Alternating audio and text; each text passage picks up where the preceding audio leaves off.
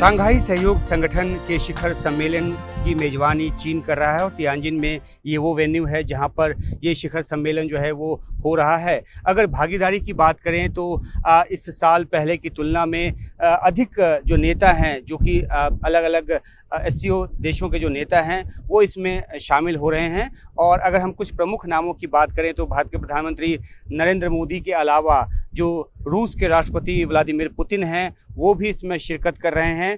तो जाहिर सी बात है कि जो पुतिन अपने देश से जल्दी नहीं निकलते वो भी यहाँ पर शिरकत करने के लिए पहुँचे हैं। इसके अलावा ईरान के राष्ट्रपति मसूद पेजेश्कियाँ भी जो हैं वो इसमें शिरकत कर रहे हैं। पाकिस्तान के प्रधानमंत्री शहबाज शरीफ जो हैं वो यहाँ मौजूद हैं और बेलारूस के राष्ट्रपति अलेक्जेंडर लुकाशेंको भी इसमें शिरकत कर रहे हैं। कजाकिस्तान, उज़्बेकिस्तान, किर्गिस्तान और ताजिकिस्तान के जो नेता हैं वो भी यहाँ पे पहुँचे हैं। तुर्की के राष्ट्रपति रेसेप तैयब एर्दोगान और म्यांमार के सैन्य प्रमुख मिन ऑंग हैलांग और नेपाल के प्रधानमंत्री केपी शर्मा ओली, इंडोनेशिया के राष्ट्रपति प्रोबोवो सुबियांतो, मलेशिया के प्रधानमंत्री अनवर इब्राहिम और मालदीव के राष्ट्रपति मोहम्मद मुइज़ू जो हैं वो इसमें शामिल हैं। साथ ही साथ संयुक्त राष्ट्र महासचिव एंटोनियो गुटेरस और आसियान महासचिव काओ किम हार्न भी इस सम्मेलन में शामिल हो रहे हैं। तो 20 से ज़्यादा देशों के प्रमुख और विश्व संगठनों के जो नेता हैं, जो प्रमुख हैं, उसमें शामिल हो रहे हैं।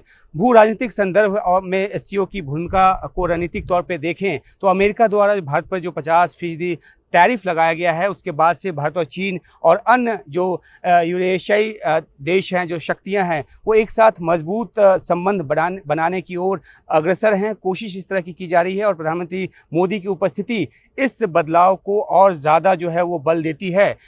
जो विश्लेषक हैं वो ये मानते हैं कि शिखर सम्मेलन जो है वो चीन के लिए क्योंकि चीन की इकोनॉमी भी जो है वो बहुत अच्छी स्थिति में नहीं है, तो ऐसे में एक स्थिरता प्रदान करने वाला जो मौका है वो साबित हो सकता है। और ग्लोबल साउथ के प्रतिनिधि के तौर पर चीन अपने आप को दिखाना चाहता है। हालांकि भारत भी ग्लोबल साउथ के नेता के तौर पर ग्लोबल साउथ की आवाज़ को अलग अलग मंचों पर बुलंदी देता रहा है। अगर हम एससीओ के विकास की जो प्रक्रिया कैसे आगे बढ़ा है उसकी थोड़ी सी बात करें तो 1996 में एक क्षेत्रीय सुरक्षा संगठन के रूप में इसकी शुरुआत हुई। इसके बाद इसका विस्तार होता गया। भारत और पाकिस्तान दोनों 2017 में इसके जो पूर्ण सदस्य हैं वो बने और ईरान 2023 में और बेलारूस जो है वो 2024 में इसमें शामिल हुआ। अगर मौजूदा समय में देखें तो विश्व की जो कुल आबादी है उसका 43% हिस्सा और तकरीबन दुनिया की जीडीपी का जो 23% हिस्सा है उसको एससीओ उसका प्रतिनिधित्व करता है।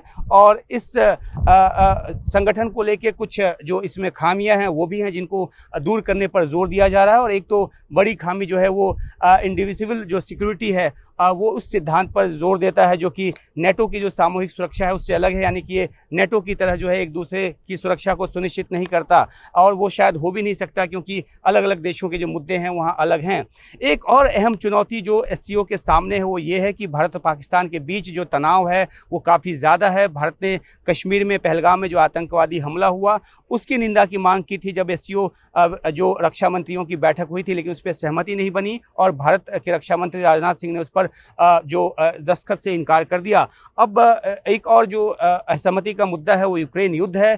एससीओ जो भाषा रही है वो रूस के पक्ष में रही है क्योंकि रूस और चीन ड्रिवन ये जो वो है एक मंच है और भारत अपना संतुलित रुख दिखाता रहा है, रूस से तेल आयात करता रहा है और शांति की वकालत भी करता रहा है। इजराइल गाजा संघर्ष पर भी जो मतभेद है वो इसमें नज़र आता है। भारत ने एससीओ जो इजराइल की कार्रवाई की निंदा करने वाला जो बयान है एससीओ की तरफ से जो आया था उसका समर्थन नहीं किया क्योंकि भारत का वहाँ पे भी एक संतुलित रुख है।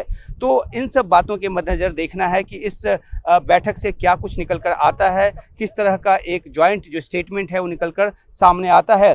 जो चीन ने इस आयोजन को किया है उसे इस तौर पे अहम माना जा रहा है क्योंकि जो बीजिंग है वो लगातार अमेरिकी दबाव से अपने आप को उभारने की कोशिश कर रहा है और ऐसे में यहाँ अगर एका कोई ऐसा बन पाता है जिसमें रूस और भारत और चीन जो हैं वो पूरे इस एससीओ को ड्राइव करते नज़र आए तमाम दूसरे देशों के सहयोग के साथ, तो एक बहुत बड़ी कामयाबी होगी। तो नज़र एक साझा बयान पर भी होगी इसमें कि क्या कुछ निकल कर सामने आता है। अहम बात ये भी है कि जो संयुक्त राज्य अमेरिका है उसकी निगाह इस पर बनी हुई है।